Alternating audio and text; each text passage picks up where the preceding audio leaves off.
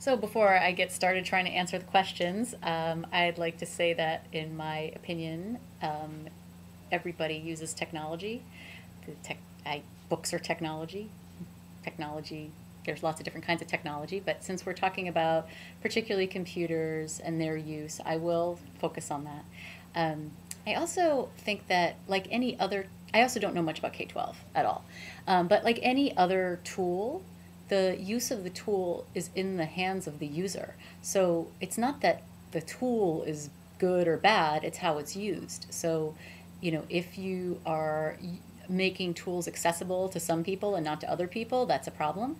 If you're using tools, if tools are used in a way that allows different learning styles to learn, that's great. If they're used in a way to isolate, that's not great. It just really depends on how they're used.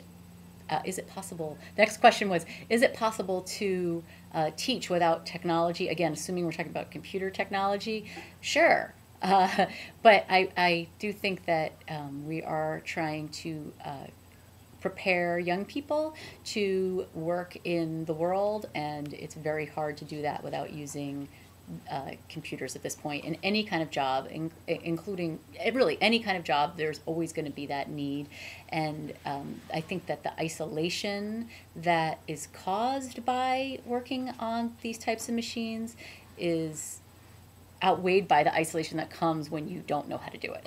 That's a bigger isolation at this point, and the technology provides the opportunity to connect with people. I am concerned, I will say, about uh, the, the shortness of so much that's on the internet and what's assigned on the internet. I love that students can access information, and that teachers are no longer, it's no longer necessary for teachers to just feed content to students because the content's already there. And that provides an opportunity for teachers to spend time teaching students how to think and how to evaluate and how to be critical about what they're learning through the content that they're learning. And that's the real learning, right? The thinking skills are the real learning, not the content itself. And so I think that that's really exciting, that all the content in the world is available as long as you have the access to the internet, to anybody. And so that's really exciting. It's a challenge. It's also